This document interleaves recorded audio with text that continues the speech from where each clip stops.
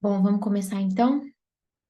Primeiramente, como eu sempre falo em todos os nossos encontros, se você chegou até aqui e não conseguiu ver os outros encontros, eu aconselho que você veja, porque esse livro ele segue uma certa ordem cronológica, assim. Cronológica não, porque não é tempo, né? Mas segue um passo a passo. Então, tudo que a gente foi lendo e tudo que a gente foi conversando em cada capítulo é fundamental para a gente compreender o resumo da ópera, né? Como a gente dividiu em 6 encontros, porque são 6 capítulos, então tem livro que não é assim, né? Mas a divisão desse livro ficou bem legal. São 5 capítulos, 5 passos para considerar sobre o sofrimento, para saber sofrer dignamente. Então é importante, se você está aqui, não conseguiu ver tudo, me chama no WhatsApp depois para você ver o gravado. É importantíssimo seguir o passo a passo, tá? Se não fosse, se fosse uma coisa assim, hoje são algumas considerações a mais sobre o sofrimento, não, mas tem um passo a passo que é muito legal ser seguido para, no final de tudo, a gente poder não conseguir resolver a nossa vida e os nossos sofrimentos, mas saber como sofrer, né? Que esse é o objetivo. Então, e outro detalhe também que eu sempre falo, se você não comprou o livro, compre, vale muito a pena.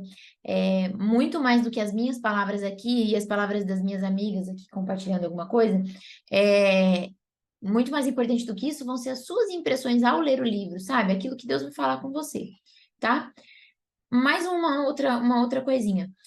Quando eu leio aqui, em várias partes aqui a gente cita, né, os capítulos, a página onde está escrito o que eu estou falando, e como eu leio o livro digital, a página do livro digital é diferente do livro físico. Se você tem um livro físico, a Alexandra vai colocar aí no chat. Já confirmei aí com ela vai colocar no chat aí a página do livro físico, tá? Por favor, Ale. Então é isso, vamos lá. Bom, gente, são 6 capítulos, a gente está hoje no quinto. Terça-feira é o último capítulo, terça-feira da semana que vem é o nosso último capítulo. E se você conseguiu acompanhar todos até aqui, você deve ter concluído até o momento que em muitos momentos da sua vida, e eu digo isso porque eu vi isso na minha vida, olhando para trás, vendo as coisas pelas quais eu já passei, vendo coisas que foram mais pesadas, mais leves e tudo mais, mas não deixam de ser sofrimento, eu constatei em muitos pontos de que eu não sabia sofrer como cristã, né? E esse é o objetivo. Qualquer tipo de ensinamento que a gente tenha, o conhecimento que a gente busca, o objetivo vai sempre ser olhar para a nossa vida. Mesmo quando a gente está passando para outras pessoas, por exemplo, sou eu que estou falando aqui com vocês, daqui a pouco eu vou abrir, você vai poder comentar também, mas ainda assim, a gente traz para a nossa vida. E aí, a gente consegue concluir até aqui, com tudo que a gente ouviu, a terrível verdade, que foi o capítulo 1, a mensagem por trás do sofrimento, a aceitação e a gratidão, que foi o de terça-feira, a gente consegue, e hoje oferta, a gente consegue concluir que muita coisa poderia ter sido diferente, só que, mais uma vez, isso não é para trazer culpa para a gente, porque nós não sabíamos, vamos dizer assim, né? A gente só pode atribuir culpa a nós, a um certo comportamento, alguma coisa, quando nós sabemos, né? Então, no que consiste o erro, o pecado, vamos dizer assim? É saber o que é o certo e ainda assim fazer errado. Mas a gente não sabia. Então, muitas das vezes que nós sofremos errado, sofremos de uma forma que não agrada a Deus, né? E mais uma vez, quando eu digo aqui que a gente sofre errado, é porque a gente busca um bem maior que é agradar a Deus, diferente do mundo, né? Então, se a gente busca um bem maior que é agradar a Deus, tudo precisa ser oferecido a Ele, é o que a gente vai falar hoje. Inclusive o sofrimento, por isso que precisa ter um padrão, né? Com Cristo não é assim? A gente não se amolda aos padrões do mundo, mas a gente se encaixa e a gente precisa se encaixar como cristão nos padrões definidos por quem? Por um homem? Por um pastor? Por alguma autoridade eclesiástica? Não, mas por Deus e pela sua palavra, através do ensino de Cristo, através do ensino dos apóstolos, né? Então, até aqui, eu gostaria que, se você participou de todas até aqui, você conseguisse fazer um balanço da sua vida, do que você já sofreu e às vezes do que você está sofrendo e em qual você empacou aí. Em qual passo a passo desse você empacou? Então, será que você empacou no primeiro, que é entender a terrível verdade que o sofrimento existe? Você ainda está empacado aí? Qual é a sua dificuldade quanto ao sofrimento até aqui? A sua dificuldade é compreender essa terrível verdade que o sofrimento existe, que ele é real, ter essa perspectiva? Ou não, você já passou dessa fase? De repente, a sua dificuldade é descobrir o capítulo 2, que é a mensagem por trás do sofrimento. Você ainda está com um pouco de dificuldade quando está sofrendo para conseguir perceber o que Deus espera de você naquele momento, a mensagem por trás daquele sofrimento na sua vida? É isso que ainda está, de repente, te empacando um pouco? Ou é o terceiro ponto, que é um dos mais difíceis, que é. Só um minutinho, gente, por favor.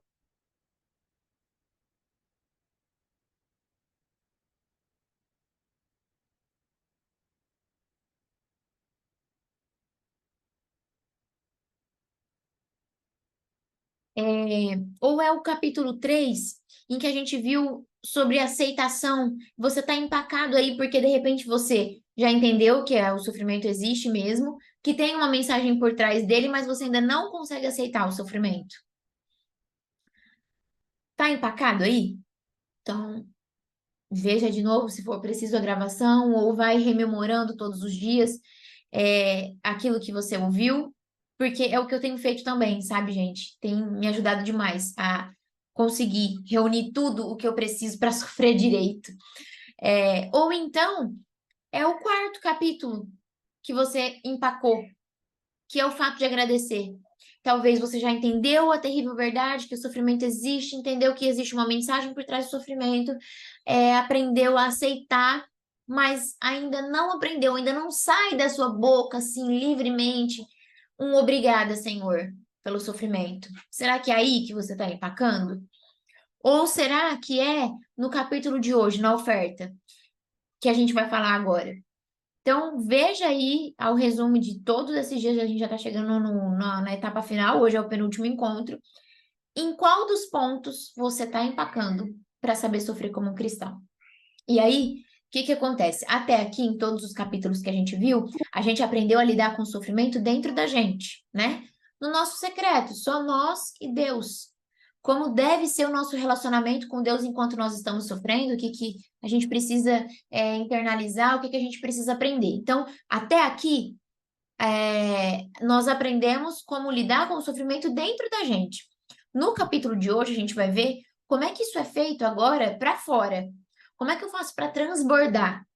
E que aí a gente vai ver que o sofrimento é uma grande fonte de transbordo. A gente vai ver vários exemplos na Bíblia de que o sofrimento é uma grande fonte de transbordo para outras pessoas, para servir de inspiração para outras pessoas e mais, não porque a gente acha bonito, não porque a gente quer, mas por propósito de Deus mesmo. E a gente vai ver exemplos bíblicos onde Deus deu algo para alguém e que no final era para ser devolvido para ele. E esse algo que ele deu, em muitos momentos, foi o sofrimento. A gente pensa né, o falso evangelho nos leva a pensar que são só as bênçãos, os testemunhos contados é que glorificam ao Senhor.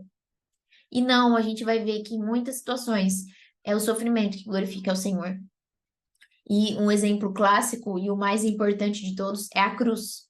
O sofrimento de Cristo foi de maneira usada para glorificar a Deus. Era o que Deus queria. A oferta de Cristo na cruz, ou seja, o sofrimento. Então, a gente vai ver nesse capítulo o quanto o sofrimento é importante para o outro, para o nosso transbordo, para a mensagem que você e eu viemos deixar para o mundo. Deixa eu ver uma coisa aqui. Ah, tá. Eu ia perguntar se tem algum homem aí, mas pelo visto é só mulher, então eu posso falar tudo no feminino, né? Acho que é só mulher. Se tiver algum homem aí, se manifeste. Mas vamos lá. Então a gente já aceitou, a gente já agradeceu ao sofrimento, a gente já lidou com ele no nosso interior, agora vamos ver como a gente faz para transbordar. E eu quero começar lendo a página 73 do livro digital. É bem o começo ali do capítulo, então não sei qual página que é aí. Vamos lá. Ela diz o seguinte: se Deus nos concede uma dádiva ou um dom, nunca é para nós mesmos. Sempre é para ser oferecido de volta a Ele. E muitas vezes isso tem repercussão para a vida do mundo. Jesus ofereceu a si mesmo, você vê o que a gente falou, né? O exemplo. Jesus ofereceu a si mesmo para ser o pão que dá vida ao mundo. Ele disse: "E o pão que eu darei pela vida, e o pão que eu darei pela vida do mundo é a minha carne." O padrão de um cristão é Jesus, certo? Isso tem que ficar bem claro, né? Para nós cristãos. O padrão de nós, como cristãos, é Jesus. Fazer e seguir os caminhos dele. Então, assim como ele foi exemplo em toda a trajetória de vida, no final, na sua morte, ele também é o nosso exemplo, né? E o que ele fez no final. E o que ele fez? Ele ofereceu a si mesmo um sacrifício perfeito e completo pelo amor de Deus. E aí vem uma das frases do livro, uma das que vai ficar guardada no meu coração também, que ela diz o seguinte: "E você e eu devemos estar preparadas para também sermos pão partido e vinho derramado pela vida do mundo." Achei essa expressão tão maravilhosa. Ser pão partido e vinho derramado pela vida do mundo, porque foi isso que Cristo significou. O que que Cristo significa para gente? Pão partido e vinho derramado. Então, que eu e você estejamos prontos a ser pão partido e vinho derramado para o mundo. E como que a gente faz isso? Dando a Deus como oferta tudo aquilo que Ele nos dá. Então, todas as dádivas que Ele nos dá, nós retornamos a Ele. Na verdade, é para a glória dele. E isso inclui coisas boas e também as ruins, que é o que a gente está falando aqui, que são os sofrimentos. E há momento, e aí ela está falando aqui sobre as dádivas que nós recebemos, por exemplo, com relação à nossa família, né? Filhos, maridos, enfim, pessoas que para nós são dádivas, são pessoas muito queridas, muito amadas. E aí ela fala: há momentos nos quais posso ser bem egoísta acerca dessas dádivas. Contudo, tenho de reconhecer que eles não são apenas para mim. Ao contrário, também essas dádivas que considero como minhas precisam ser seguradas com uma mão aberta, seguradas com uma mão aberta e oferecida de volta a Deus, juntamente com o meu corpo e tudo que eu sou. Então, se por uma mão eu tenho essas dádivas que sejam, por exemplo, os meus familiares, como é o exemplo que ela fala aqui, a outra mão está pronta para fazer o quê? Para abrir, para oferecer. E aí, que legal, né? Vou contar para vocês algo particular meu, quando eu estava lendo isso aqui. Foi bem na situação. Foi antes de eu viajar para Rio Preto, para a questão de ver a questão do tratamento do coração do Mateu, do problema que nós descobrimos. E aí eu estava lendo isso aqui, eu até coloquei uma nota aqui. Eu coloquei assim: se não é de todo meu, não tem para que se apossar tanto a ponto de sofrer. Deus o ama, aí eu coloquei assim, mas me referindo ao Mateu. Deus o ama mais do que eu, e é nele que eu confio. Eu sempre falo para o Anderson, isso está sempre dentro de mim. Deus ama o Mateu muito mais do que eu. Então, sendo assim, eu posso estar segura plenamente. Da mesma forma, quando a gente, de repente, você já precisou procurar uma escola, uma creche para o seu filho, e você quer se certificar de que aquelas pessoas estejam amando o seu filho, né? Não é verdade? Porque você sabe que essa pessoa vai cuidar bem dele. Em se tratando de Deus, será que tem alguma dúvida de que ele vai cuidar bem? Então, por que que ela fala aqui que há momentos que nós somos egoístas quanto às dádivas que nós recebemos de pessoas, né? Familiares. Porque muitas vezes a gente sofre tanto, a gente tem tanto aquilo pra gente, aí foi o que eu anotei aqui. Se não é todo meu, se com uma mão é minha e a outra eu ofereço para Deus, eu oferto a Deus a vida daquele familiar, por que que, se não é todo meu, não tem para que me apossar tanto a ponto de sofrer? Quando a gente sabe que numa mão está aqui o familiar e na outra é entregue para Deus, a gente não sofre tanto quando a gente é desapontado por alguma coisa. E aí a gente começa a perceber que muitas vezes os nossos desapontamentos com algum familiar ou alguma tristeza por alguma coisa que algum filho, marido, alguém esteja passando, nos entristece tanto, nos deixa tão para baixo, porque a gente acha que eles são só nosso, aquela dor é só nossa. Não, confia. Confia no Senhor, porque Ele ama. E Ele deu para você, mas é dele. Ele deu para que você ofertasse. Faça isso. Faça isso. A partir de então, eu posso dizer por mim, porque quando eu li esse trecho, nossa, veio aquele, sabe, aquele alívio poxa, Deus me deu e é para ofertar para Ele. e Deus o ama muito mais do que eu amo. Então, tudo que acontece com ele não é porque, Deus está querendo assim, Deus está querendo ver o sofrimento. Não, alguma coisa tem, que é o segundo capítulo, uma mensagem tem por trás disso, né? E aí, o que que acontece quando a gente faz isso? A gente serve de exemplo para o mundo em algum sentido, né? O nosso sofrimento, ele também é mensagem para o mundo de Cristo, através da nossa vida. E aí, ela vai citar na página 75 a história de José, como alguém que ofertou sua dor. Vamos ler lá. Por favor, Ale, coloca aí qual que é aqui na minha, é a 75.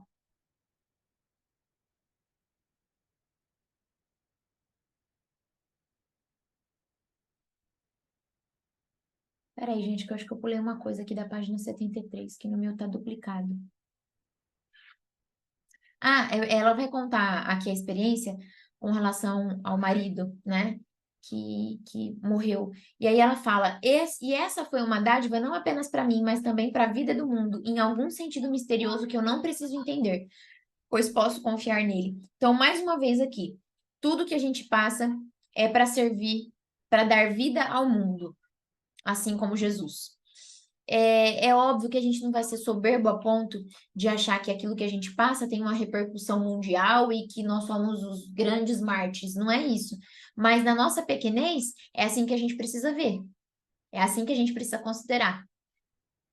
Nas pequenas coisas que a gente faz, nas coisas mais ordinárias e triviais da nossa vida, é aí que está o nosso recado ao mundo. E ao mundo é o nosso mundo, o nosso convívio. E aí ela vai, ao todo do livro, ela cita aqui três coisas importantes sobre como a oferta e o sofrimento estão relacionados. Em primeiro lugar, tudo é uma dádiva, então ela vai discorrer isso ao longo do livro, tudo é uma dádiva. Em segundo lugar, existem vários tipos de oferta. E terceiro lugar, a coisa mais importante da nossa oferta, o tipo de oferta mais importante que Deus se agrada é a obediência. Agora sim, vamos para a página 75, onde ela fala sobre a história de José. É, e ela cita aqui o que José falou no capítulo 45 de Gênesis. Assim, aí ela diz assim, ó, lemos as palavras de José para seus irmãos, vamos ler. Assim, não fostes vós que me enviastes para cá, e sim Deus. Foi aquele emblemático encontro, né, entre José e os irmãos. Quando os irmãos envergonhados foram pedir perdão e tudo mais, ele alivia a carga e diz: assim, não fostes vós que me enviaste para cá, e sim Deus. Que maturidade, né, gente? Que maturidade. Eu não vou aqui falar sobre a história de José, porque todos vocês conhecem, até a gente iria se alongar, mas é uma história maravilhosa. E o desfecho dessa história aqui nesse ponto é, é, assim, visível aos nossos olhos o proceder de um cristão. E a autora diz: aquilo parecia uma coisa horrenda. Irmãos invejosos odiando seu irmão mais novo, desejando livrar-se dele, decidindo matá-lo e, então, percebendo que poderiam ter algum lucro com ele, vendendo ao cativeiro. Ele vai para o Egito e é feito escravo. Cedo ou tarde ele acaba na prisão e mais coisas lhe acontecem. Isso parece uma dádiva de Deus? Contudo, ele diz aos seus irmãos que não foram eles que o enviaram, fora Deus. Então, olha aqui como a gente precisa prestar atenção até na nossa ótica quando a gente lê um texto bíblico, né? A gente está lendo o texto ali, aí a gente lê que os irmãos jogaram José e fizeram e venderam e fez isso e fez aquilo, a gente fala, nossa, como a inveja e tal e tal. Enquanto que, na verdade, esse nosso olhar para a história de José é o olhar da inclinação da nossa carne, porque a gente acha um absurdo, né? E é mesmo um absurdo, né? O que eles fizeram, mas aí, lendo tudo isso, interpretando da forma como José interpretou, a gente precisa olhar como José olhou para os irmãos. Ah, mas aconteceu tudo isso porque era propósito de Deus, porque olha o que aconteceu lá na frente, né?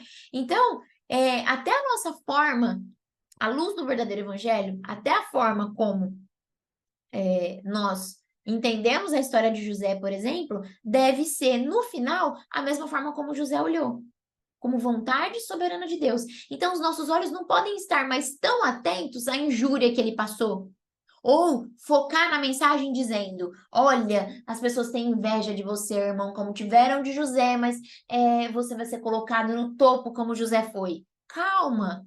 Vamos tirar um pouco esse olhar mundano da história de José e vamos colocar o olhar cristocêntrico, o olhar mais apurado, um olhar mais maduro para a história de José? Vamos considerar que esse último versículo, essa última frase dele aqui, assim não fostes vós que me enviastes para cá, e sim Deus. Que aí a gente já fica, opa, Deus, calma aí, não foi a inveja, não foi isso, não foi aquilo, mas e a mensagem por trás? E aí, como a autora diz, isso parece uma dádiva de Deus? Contudo, ele diz aos seus irmãos que não foram eles que o enviaram, fora Deus. Parece uma dádiva? Parece um presente? Claro que quando José estava ali passando, ele não conseguiu olhar assim. Mas e no final? Será que eu e você, ao final do sofrimento, conseguimos oferecer e atribuir a Deus o que nos acontece? E, gente, a gente está falando aqui de uma história que teve um desfecho favorável, mas nós temos outras histórias que tiveram desfechos desfavoráveis e que ainda assim Deus estava nelas. Então a gente precisa considerar isso também, tá? Não é porque José se tornou governador e tudo mais que o nosso olhar deve ser para, foi dádiva porque olha o que Deus está para fazer lá na frente. É por isso, gente, que assim, vou entrar rapidamente nesse ponto aqui, vou sair só para jogar mesmo, para a gente pensar. Por isso que a gente tem que tomar cuidado quando a gente fala assim, não, irmão, ó, fica na fé, porque o que Deus tem para você é muito maior, muito melhor, muito. Calma, calma, a gente não sabe e não pode estar aí a nossa esperança. Porque e se Deus não tiver algo muito maior, muito melhor pra gente? Melhor sempre é. A gente não consegue ver, mas melhor sempre é. Mas muitas vezes o desfecho não é favorável. Por exemplo, quando o parente está doente, a gente fala, não, Deus tem algo muito maior, muito melhor, a vida dele vai ser um testemunho e tal. E se não for? E se for a morte? Ainda assim é um testemunho, mas é um final trágico. Mas eu digo isso para vocês porque tanto se você ouve isso ou como se você ou se você fala isso, tome cuidado, porque você pode estar fazendo com que o olhar da pessoa vá para o lugar errado. O olhar da pessoa deve ser entender Deus mesmo no sofrimento. Não compreender Deus porque no final ele tem algo extraordinário, muito melhor, muito mais top. Entende? Não sei se vocês conseguiram entender isso que eu tô dizendo. É só um alerta, porque a gente vê muito isso, né? Principalmente quando a gente compartilha uma dor na internet, compartilha com alguém, a pessoa, a fim de nos ajudar, a fim de. E é compreensível, a fim de aliviar um pouco o nosso coração, e às vezes é isso que a gente precisa. É, e até eu ouvia muito isso, né? Calma, vai dar tudo certo, tal, tal, tal. Ótimo, a intenção é perfeita, é genuína. E no fundo, no fundo, eu queria ouvir isso? Óbvio, óbvio que eu queria ouvir que no final ia dar tudo certo. Mas, no que eu preciso estar agarrada? É na palavra de alguém que vai dar tudo certo? Ou no Deus que, ainda que não dê, está comigo e eu estou satisfeita nele e eu aceito aquele sofrimento e eu agradeço? É com isso que a gente precisa tomar muito cuidado. E é nisso que consiste a maturidade de um cristão. Porque se a gente esperar que, aceita o processo porque o propósito é muito maior, é isso, é aquilo. Eu digo, é melhor sim. Sempre vai ser melhor, mesmo que o desfecho seja morte, seja doença, seja. É sempre o melhor. Porque é o melhor aos olhos de Deus. Mas pra gente é o melhor? O que a gente espera em meio a uma doença? Cura. E se não vier a cura? Eu aceito e eu ainda agradeço e eu ofereço isso a Deus. Mas cuidado com a promessa de que, cuidado com o que você ouve e com aquilo que você fala também, né? Para assim a gente conseguir formar uma comunidade de fato de Cristo. Porque, ó, nós estamos em 17 pessoas aqui. A gente não pode fazer a diferença no mundo inteiro, mas 17 pessoas representam mais 17, mais 20, mais 30, mais 40, mais 100 pessoas, porque você convive com outras pessoas. Então você está ouvindo isso. Ajude a formar outros cristãos de forma genuína. E quando você ouvir isso, saiba discernir. Então, qual é a intenção de Deus quando ele concede algo a você e a mim? a autora continua dizendo. Ele está pondo em minhas mãos algo que posso lhe devolver e lhe oferecer de volta com ação de graças. E isso é muito importante. O objetivo de Deus, a intenção de Deus quando ele concede alguma coisa para mim e para você, e isso não é só quando ele concede uma dádiva, um bem, um filho, uma bênção, um dinheiro, um isso, um aquilo, uma saúde, não. É no sofrimento. A gente está falando de sofrimento também. Qual a intenção de Deus? É que no final a gente devolva isso para Ele. A pergunta que eu quero fazer para você é: você tem devolvido as dádivas que você recebe de Deus para Ele? Mais uma vez, entenda por dádiva tudo. Tudo que você recebe é dádiva de Deus. Alegria, bênção, sofrimento, tristeza, choro e lágrima. Você tem oferecido de volta para Ele todas as dádivas que você tem recebido? Ou você acha que é só fruto do que você faz? Seu filho é fruto do que você fez com seu marido? Seu dinheiro é fruto do que você trabalha? Sua saúde é fruto do como você se alimenta bem? E aí o seu sofrimento é fruto de quê? De Deus também. Ofereça tudo o que você tem, todas as suas dádivas, de volta para Deus, porque é essa a intenção de Deus ao nos dar alguma coisa. Ao nos dar bênção, livramento, alegria. E eu tô falando das coisas mais simples. Hoje eu gravei um vídeo, depois eu vou até postar do Mateus dando gargalhada. Ah, gente, a coisa mais gostosa. Eu já vi o vídeo 70 vezes. Mas essa dádiva, da mais simples, é para ser devolvida para ele de alguma forma. E a gente precisa ter esse olhar profundo para a vida, né? Por isso que eu gosto tanto de filosofia, porque é umas coisas assim que se a gente parar para pensar, a gente muitas vezes não para muito para pensar na nossa vida de forma profunda, porque se a gente parasse para pensar, tem tanta coisa, tanto significado, a gente não agiria assim, sabe? Viveria a vida tão, a gente veria profundidade na folha caindo da árvore. Vamos continuar aqui. Aí na página 76, deixa eu só ver se eu coloquei alguma observação aqui.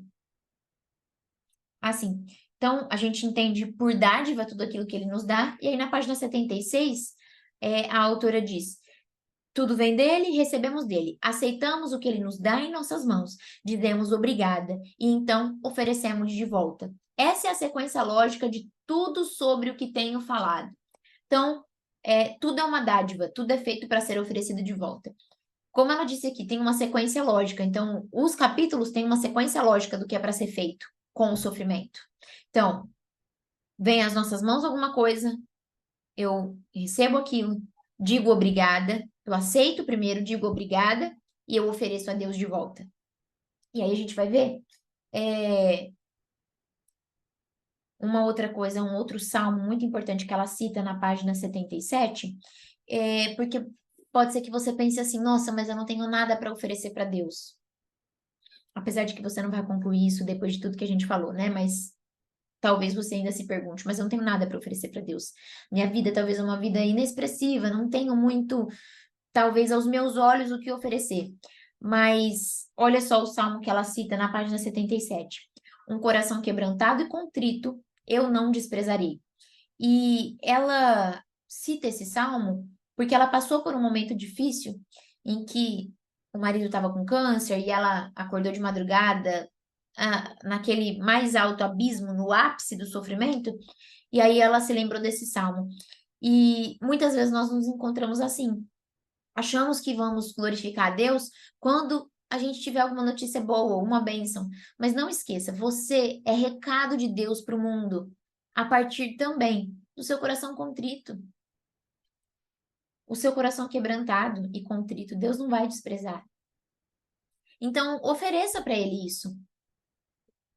E ela até cita aqui, porque depois da morte dos maridos, né, ela ficou sozinha, e aí uma pessoa falou: ah, como que você aguenta? Como que você suporta isso? Tal. E ela fala: eu ofereço para Deus todos os dias a minha solidão.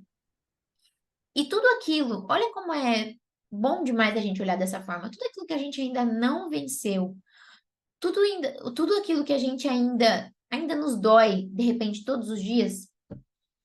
E quando eu digo nos dói, não precisa ser resolvido, né? Aquilo que nos dói, mas tem coisa que não vai ser resolvida e que a gente, por exemplo, a solidão, né? É uma forma de todos os dias você oferecer para Deus. Eu ofereço ao Senhor esse sofrimento, vamos dizer assim, essa solidão.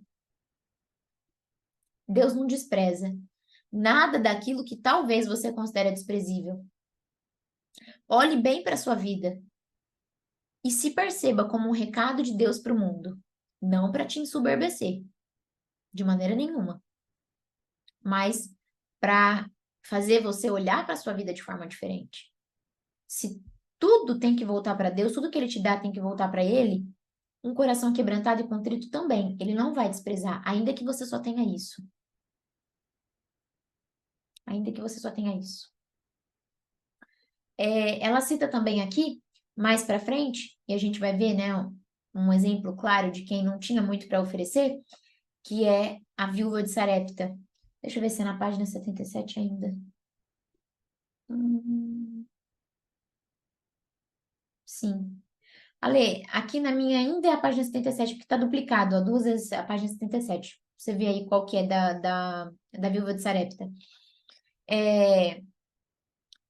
Quando o profeta foi lá, né, pediu tudo que ela tinha, e o que que ela tinha? Ela tinha pouca coisa, mas ela entregou o que ela tinha.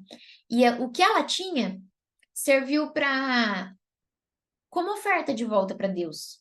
Você está conseguindo captar a mensagem de que até o pouco que você tem é para ser oferecido para Deus?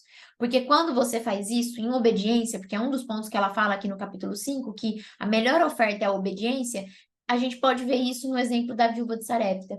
Aí ela diz o seguinte, ó, mas a mulher reconheceu, a mulher quem? A viúva. Reconheceu que aquele era um homem de Deus. Então, para ela, era uma questão de obediência a Deus atender aquele pedido. Por isso, ela lhe assou o bolo. Ela creu na palavra dele, consistente em que o azeite na botija não faltaria e que a farinha na panela não se acabaria. O que Deus estava fazendo ao enviar o profeta a essa mulher na penúria? Ele havia posto em suas mãos algo para ser oferecido de volta. Então Deus colocou algo nas mãos dela, que era tudo que ela tinha ali, um pouco de farinha, um pouco de azeite, para ser oferecido de volta a ele. Mas que oferta deplorável, né? Talvez a gente pense com os olhos humanos. Ou até ela mesma pensou, né? Porque foi o que ela falou para o profeta: eu só tenho isso. Que oferta deplorável? Um punhadinho de farinha e umas gotinhas de óleo. E aí ela vai citar outro exemplo aqui do garoto que ofereceu o que ele tinha quando Jesus precisava alimentar a multidão. Olha só. Você se lembra de quando aquele pequeno garoto trouxe seu almoço até Jesus? Ou os discípulos, ou os discípulos arrancaram do menino aquele almoço? Ele tinha 5 pães e 2 peixes que os discípulos trouxeram a Jesus, e ele os pôs nas mãos de Jesus. Um dos discípulos chegou a perguntar a Jesus que proveito aquela pequena porção de comida faria para tão grande multidão. Gente, mais uma vez, tenha isso bem certo dentro de você e não deixe com que ninguém queira invalidar a mensagem que você tem para o mundo. Talvez alguém, né, um enviado Satanás, fica jogando na sua cara, ou não é nem alguém, você mesmo, dentro de você, fica jogando, te culpando por aquilo que você passou e tudo mais, sendo que aquilo é a sua oferta e é agradável ainda para Deus. Não se deixe ser afrontado por aquilo que Deus está recebendo de bom grado. Aí, às vezes, você, nas suas orações, poxa, Deus, me dá isso, porque, né? A exemplo da solidão, me dá um marido, porque sem marido eu não glorifico ao Senhor, enquanto o que Deus quer de você, a sua oferta diária, é a solidão naquele momento.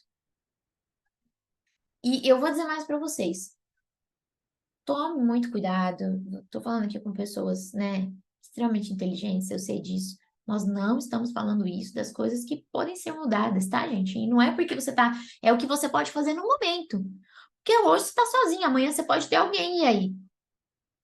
Aí, ok, aí é o que você tá oferecendo para ele, te deu alguma coisa para você dar para ele, certo? E ela fala da solidão mais aqui para frente, a gente vai falar, mas estou usando esse exemplo porque é, geralmente é uma das coisas que as pessoas põem o dedinho lá na ferida, né? Mas enfim. E o discípulo chegou para Jesus e falou: Mas que proveito tem isso aqui? Que oferta michuruca? Que a gente pode fazer com isso? Ora, estou falando a algumas de vocês que sentem como se não tivessem absolutamente nada para oferecer a Deus, a autora está falando. Talvez você não tenha nenhum grande sofrimento, Você não tem um grande dom. Você chegou por último na fila de entrega dos dons e se sente uma coitada, pobre de mim. Não sei cantar, não sei pregar, nem orar, nem escrever livros, nem consigo ser uma anfitriã para os meus pobres. Realmente não posso servir ao Senhor. Se eu tivesse os dons daquela pessoa, então tudo seria diferente. E a gente olha, né, para a pessoa, para alguém. E é por isso que vocês entendem que desencadeia cada sentimento ruim dentro da gente, né? O sentimento de inveja muitas vezes nasce daí, de você ver alguém e falar, poxa, aquela pessoa tá podendo fazer isso para Deus, oferecer para Deus essa oferta, mas porque ela tem esse dom, eu não tenho, tadinho de mim, por isso eu não ofereço. Mas e naquilo que você tem que oferecer que Deus está te pedindo? Às vezes a gente olha para o muito que a gente gostaria de oferecer e não oferece para Deus nem um pouco, que é lavar uma louça. Sabia que o fato de nós fazermos as coisas mais triviais do nosso dia a dia é uma oferta para Deus também? Só que é aquilo, a gente é levado, principalmente pelas redes sociais, a achar que oferta para Deus é ligar uma câmera, é fazer uma live, é. Gente, nada disso, nada disso. A gente está aqui reunido, a gente está aqui conversando, batendo um papo sobre esse livro, mas eu dou minha oferta a Deus quando eu tô ali com meu filho, lavando uma louça, acordando de madrugada, trocando fralda, sujando a mão, eu dou uma oferta assim também, você também tem para oferecer a Deus. Acontece que precisa ter esse olhar mais transcendente, precisa ter esse olhar, dar sentido de eternidade para as coisas, porque senão a gente vai achar que só tem importância aquilo que é grande. Calma, não é assim. Seu sofrimento, sua vida, quem você é um recado de Deus para o mundo. Aproveite, pegue, foque nisso. E aí, na página 80, vamos lá para a página 80, não sei que página é aí, Ale. Ela vai falar aqui do sentimento de solidão.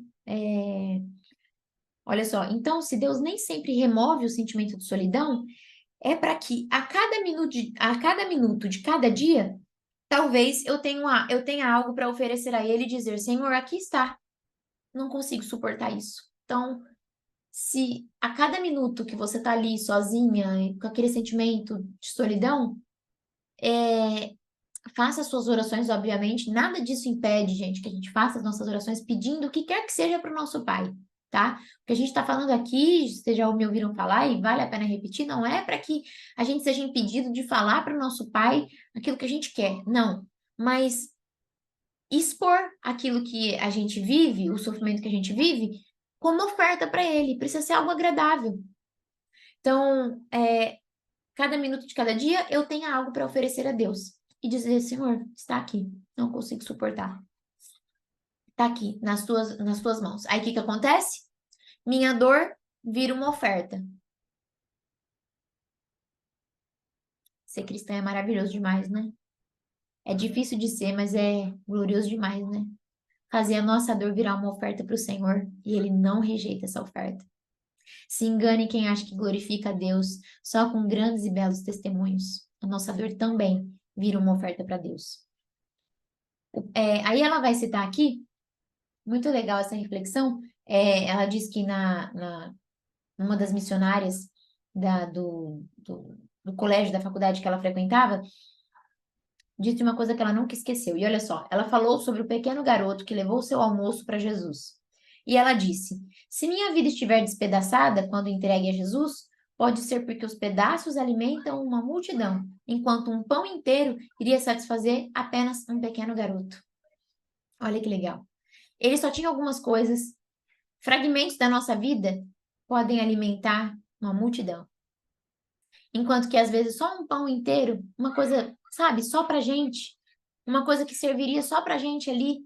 Você foi abençoado, ok, tá, legal, aquilo serviu só pra você, mas e a sua dor podendo se transformar em mensagem para o mundo? Porque é isso que acontece quando a gente consegue ofertar para Deus, né? Já estamos partindo para o final, tá, gente? Então, todos os nossos momentos, todas as nossas dores, as nossas dificuldades, tudo pode ser oferecido para Deus. A gente só precisa olhar com esse olhar. E aí a gente consegue aplicar isso de uma forma mais prática no dia a dia mesmo, acordando pela manhã, agradecendo ao Senhor pelo dia, e tudo que você for fazer, você vê ali num ato de oferta. E aí entra um ponto mais grave que é: se eu devo oferecer cada coisa que eu faço como uma oferta a Deus, que tipo de oferta eu estou dando? Que tipo de oferta eu dou no meu trabalho, quando eu faço corpo mole, quando eu reclamo. Inclusive, aconselho muito, novamente, quem não viu o encontro passado que a gente falou sobre a gratidão, e aí a gente falou sobre reclamação. Então, que tipo de oferta eu estou dando? É reclamando, é falando, nossa. Ou eu vejo aquilo de forma prazerosa.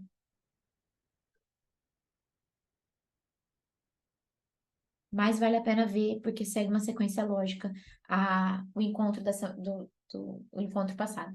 Tudo pode ser oferecido a Deus. As pequenas coisas da nossa vida servem como oferta. E aí, por último, ela fala sobre o terceiro componente desse oferta versus sofrimento, que é o fato da obediência. Gente, a obediência é a oferta mais agradável a Deus, e a gente vê isso em vários exemplos bíblicos. Abraão, enfim. A melhor forma que a gente tem de agradar a Deus é obedecendo a Ele. Ainda que a gente ache assim, não, mas isso aqui é tão agradável, vai agradar a Deus. Não, é melhor obedecer. É melhor obedecer do que sacrificar, né? É, e aqui na página 83, veja aí, Ale, por favor. Ela diz: descobri que não existe consolo algum que se equipare à obediência. E, quando eu tentava oferecer meus sentimentos a Deus naquelas altas horas da madrugada, eu agradecia a Ele quando chegava a hora de me levantar, pois havia todo tipo de coisas simples, ordinárias e pé no chão para fazer. Faça a próxima coisa. Então, quando a gente se derrama aos pés do Senhor, pedindo a Ele por algo que está nos afligindo, ao mesmo tempo, quando a gente se levanta daquela oração, a gente também precisa ser grato e obedecê-lo, porque é isso que a gente vai encontrar satisfação, ao fazer a próxima coisa, ao fazer aquilo que a gente precisa fazer. Orei, entreguei ao Senhor aquela dor, mas agora eu vou oferecer a minha obediência.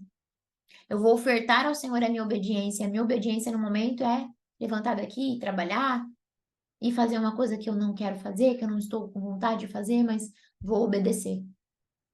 Não tem nada mais que agrade ao Senhor do que a nossa obediência. Deus deu, ela vai fazer o apanhado geral agora. Deus deu a viúva de Sarepta, ao pequeno garoto e a Ezequiel, porque ela cita, a gente não falou aqui, mas depois você pode acompanhar no livro o exemplo do profeta Ezequiel, que perdeu a esposa e ofereceu o sofrimento ao Senhor. Ofereceu e fez a próxima coisa. O exemplo dele serviu para a humanidade, né? E ela diz: Deus deu à viúva de Sarepta, ao pequeno garoto e a Ezequiel algo para ser entregue de volta a ele. Algo que teria muita importância para outras pessoas. Deus capacitou Ezequiel a lhe ofertar sua tristeza, a se levantar e fazer o que lhe fora mandado pela vida do mundo. Não era apenas em Ezequiel que Deus estava interessado ali. Deus queria fazer de Ezequiel pão partido e vinho derramado pela vida do mundo.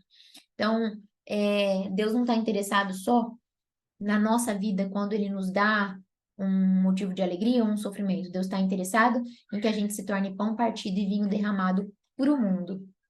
Mas, mais uma vez, a gente só vai conseguir ver dessa forma, tirando a gente de cena, o nosso egoísmo.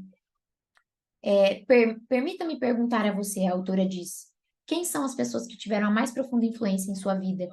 Aqueles que mais profundamente influenciaram minha vida, ela fala, são, sem exceção, pessoas que sofreram, pois foi precisamente em seu sofrimento que Deus refinou o ouro, temperou o aço, moldou o vaso, partiu o pão e fez daquela pessoa algo para alimentar uma multidão. Gente, isso é muito profundo. Deixa a sua dor, deixa o seu sofrimento servir como pão partido e vinho derramado para o mundo. E é óbvio, né? A gente só tem acesso a essas pessoas, ao exemplo dessas pessoas, porque elas ressignificaram e fizeram disso uma oferta, né? Porque enquanto eu não faço da minha dor, do meu sofrimento uma oferta, guardo só para mim, eu tenho oportunidade de ser pão partido e vinho derramado, né?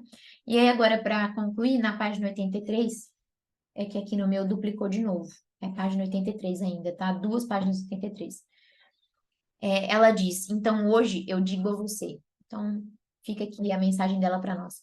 Deus pôs algo em sua mão que você pode aceitar. Você pode dizer obrigada, Senhor. E então pode oferecer de volta a Ele. Encorajo você a fazer uma oferta de seus sofrimentos. Ela encerra assim, e eu gostaria de encerrar assim também a minha participação. Se já tiver alguém que quer falar alguma coisa, coloca aí no íconezinho, levantar a mão, ou liga o áudio, fique à vontade. Tem um íconezinho aí na reação, levantar a mão se você quiser falar, compartilhar alguma coisa que Deus tenha falado com você de forma diferente, pode ficar à vontade, por favor. Mas é isso.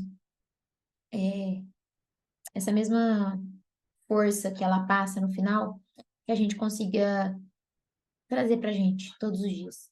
Que a gente possa ser encorajado a fazer uma oferta dos nossos sofrimentos, a oferecer a Deus os nossos sofrimentos. E a gente faz isso toda vez que a gente se quebra, se desmancha em pedacinhos. Não fica ali, sabe, naquela postura. Não, pode fazer do seu sofrimento uma oferta ao Senhor. No secreto, com Ele também, para ser vinho, para ser pão partido e vinho derramado para outras pessoas. Tá certo? Alguém quer falar? Ninguém levantou a mão aí, então acho que não. Alguém quer falar? Pode ligar o áudio, se alguém quiser compartilhar alguma coisa. Não? Dou-lhe uma, dou-lhe duas? Então é isso, gente. Tô muito feliz, tô muito feliz. Penúltimo encontro. Na terça-feira vai ser o nosso último encontro e a gente vai poder encerrar com chave de ouro esse ensinamento tão precioso. E eu recomendo a vocês, comprem o livro, comprem o livro. Lembrei do comercial, compre batom, compre o livro. Eu pretendo ler esse livro todas as vezes e fazer dele um livro assim, sabe, de cabeceira para sempre estar recordando, sempre estar lendo. E você vê, né? Olha que coisa. A autora, Elizabeth Elliot, ela sofreu o necessário para ser pão partido e vinho derramado. Porque ela conta que tudo isso, o livro enfim, tudo, a palestra que deu origem ao livro, veio por meio de sofrimento, de coisas que ela passou e de coisas que ela foi tirando lições. E pode ser vida, na minha vida, na sua vida, e na vida de outras pessoas que já leram o livro. Mas isso é possível quando a gente transborda e quando a gente deixa com que os nossos sofrimentos também testemunhem a glória de Deus. Amém? Então é isso, gente. Eu espero vocês, por favor. Vou pedir para vocês uma coisa. Não faltem no encontro de terça-feira, ou se faltar, não percam. O importante não é só você estar aqui ao vivo, mas conseguir resgatar as gravações depois que você perdeu. Tá certo? Agora o Matheus está chorando e eu vou lá. Gente, tchau, tchau. Foi muito bom estar com vocês e até terça-feira. Tchau, tchau. Tchau, tchau. Boa noite.